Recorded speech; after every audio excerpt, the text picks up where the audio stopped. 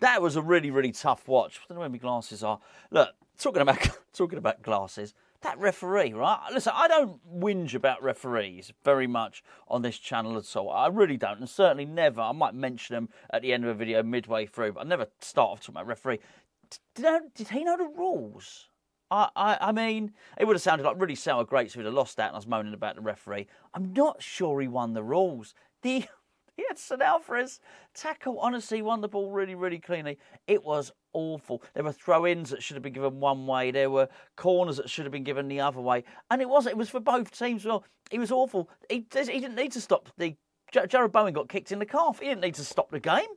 It's like head injuries, isn't it? It was awful, truly, truly awful. I really don't know. You know, look, these people that listen, I don't know whether I like VAR or not. I'm undecided. There's a lot I don't like about it. But some people who say, get rid of the VAR, right? Get rid of the VAR. We'll just let the officials run the game. I'll tell you what, you do not want that bloke running the game. But I'll tell you what, if he had been running the game, we wouldn't have got our goal. And what a great goal it was. Look, West Ham won 1-0 against Olympiacos. What an awful game. What an awful game. Found myself getting more and more frustrated in that. We were okay for the first 20 minutes, by the way. We really were. And then we sort of ran out of ideas. And we really did. And we struggled our way into half-time. And then, honestly, I usually make a joke about David Moyes singing a lullaby to the players at half-time or giving them some morphine or some Valium. And honestly, I could put them all together on this one because at half-time, David Moyes must have got them in. He must have lied them down, lovely soft bed, tucked them in, given them a duvet, sung them a little lullaby, given them some Horlicks and a load of sleeping pills and some morphine and Valium, and then sent them out for the second half because we came out completely energyless in that second half. And I can't have been the only one. I thought, well, the writing's on the wall here. It was not looking good at all. Fortunately, we managed to pull it round with a class bit of play. And I don't mind pulling it around with a class bit of play because, you know, this is what we buy these players for. You hope that James Ward Prowse is going to get assist throughout the season. He got a wonderful assist, beautiful chipped ball over the top of the defence. Really, really well read by Lucas Paqueta. And the commentator said it was an easy finish. You have to really keep your eye on that and watch it as it comes out of the air and then hit it with... I'm talking about it like I can do that. I can't. I just know. Apparently, you have to watch the ball when it's in the air and when it falls down, you have to hit it really cleanly.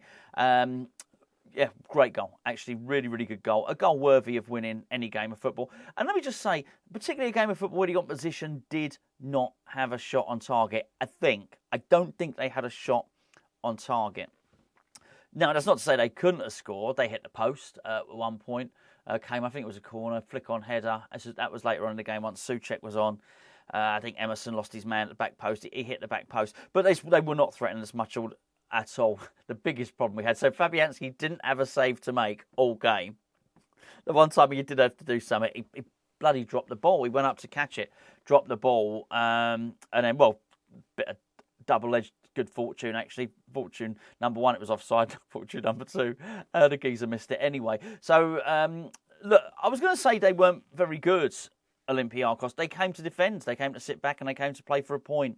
And look, hey, it nearly worked. And what I will say is it ain't easy in Europe. It is not easy. I think Liverpool might have lost to Toulouse. They were certainly losing. I think they did lose to Toulouse. Aston Villa were playing as AZ Alkmaar. Remember them? They were 1-0 down to Alkmaar. In the end, they scraped through, and I think they won 2-1 with an 81st minute goal. So it's not exclusive to West Ham. It is not easy in Europe. I really don't think it is at all. But look, like everybody else, particularly because of the way the club is at the moment, I was starting to get a little bit worried. And there was a point I was thinking, do you know what? The writing's on the wall here. We could... The group wasn't looking great if we hadn't won that. Now, I'm not saying that anything untoward or bad would happen, but you could have made the case that we could have finished. If we'd have drawn that game, you could make the case that West Ham could have finished first, second, or third in that group. Third would send you down to the Conference League. So any scenario is not the end of the world, really, but I was starting to worry about it. It was an interesting game in as much as it was interesting watching how bad some of our players were individually. I would certainly suggest the the deployment of Jared Bowen up front didn't work on this occasion. Doesn't mean you throw the baby out with the bathwater. One of my big frustrations on this, actually, is something that David Moyes never does. And you will know this, you're probably going to know what I'm going to say. Switch your wingers over. Sigh had a lot of shots, and one of them was a good one, to be fair. The rest of them were either off target or quite tame, but he was one of the few people that was having shots, to be fair to him. But, you know, play your right-footed winger on the right, your left-footed winger on the left, even if it's just for a little bit of time each game, keep people guessing. The one time we created a really good opportunity from open play was actually when Jared Bowen went down the left, and as soon as he could cross the ball, he did. He crossed it with his left foot. He actually sort of cut it back for James Ward Prowse. Probably should have done better, actually, Ward Prowse. And I just thought, come on, you know, if that's not evidence enough for you to do it, just get a left footer there. Shortly afterwards, actually, Emerson had a run down the left. He put a crossover with his left foot. I just wish he'd do it a little bit more often. He never does. Never swaps the wingers round. And just poor old Ben Rama's pretty ineffective. He doesn't cross with his left foot. There's quite a lot to say, actually, in the game. I'm going to try and get it over and done with, get the video uploaded as much as I can. He brought Cornet and he brought Mubama on, which I thought was quite promising. I thought that was quite a nice thing to do. I say nice. I was pleased to see it. You know what? Because he sends everyone out to warm up, and you're thinking, just don't bring on Fornals and Ings. He didn't. He brought on Cornet and he brought on Mubama. Not with any great amount of time left. I think the Mubama substitution was 89 minutes, something like that. So it wasn't great, but there you go. Find some good aspects in the game. We didn't play well, but it wasn't abysmal. It really wasn't. But we toiled defensively. As I say, they didn't have a shot on target. So defensively, we did well. Gerd was probably the pick of the bunch, actually. He a lot of good long-range passing, a little bit too fast for them as well, put on the afterburners when he needed to. Should have scored. 3 or 4 really good headers. Actually, Ward Prowse's corners, well, the out-swinging corners were on the money. Actually, the in-swinging corners were on the money. It's just they're so predictable, and you know, people know how to defend them. But 3 or 4 times he put it on Gerd's head, and Gerd wasn't able to head it in. Look, I guess you can't have too much of a moan that your central defender hasn't scored a goal, but he probably should have done. In fact, Mavropanos should have scored as well. Mavropanos mixed bag again. Mistake almost led to a goal for them. I think it was possibly Soufal who covered him. And rescued the situation, and had another good run. Had a run down the right hand side of the pitch, Mavropanos, and actually won a corner for us. So there was some good stuff there. There absolutely was. But I mean, Kudus wasn't very good. I'm afraid that was his worst game for West Ham. And you know what? I think sometimes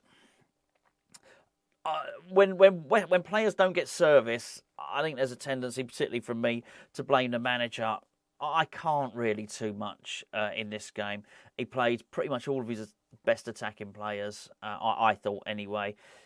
And particularly in the first half, Paqueta was brilliant and really, really outstanding. And so I expect the players to get into the game. The truth of the matter is, Ben Rama got into the game a lot more than Kudus did. He hasn't really got the end product. But it's fine. Kudus is so brilliant. You know, you can't be brilliant in every game, can you? Didn't really work, as I mentioned earlier, for Bowen up front as the striker. But, you know, we try it again. Edson Alvarez had to watch himself because he on a card, really undeserved card, actually. But again, he was okay. The start of the second half was the worst bit. I say the start of the second half, probably from, 46 minutes up until about 65, something like that. It was a good 20, 25 minutes when we didn't play. We were bloody awful, actually. But that, you know, that's one of those things. That's European football. It was all about getting the win today. Performance left. Well, actually, to be fair for Moyes, it's all about getting the win against Nottingham Forest as well. He will want to see more from his team, and particularly from an attacking team. And there were certainly points within that where we had all the attacking players out, but they didn't seem to know what to do. But Olympiacos were really defending, and they had lots of tricks, by the way. Lots and lots of tricks. You know, it was all the dark arts and all that sort of thing. They knew how to play the referee better than we did, which made for a really, really bad spectacle. And just sort of one to get out of the way and get the win, really. So I think that's a good one. That is a really good result. It was a boring, crappy, bitty, patchy performance.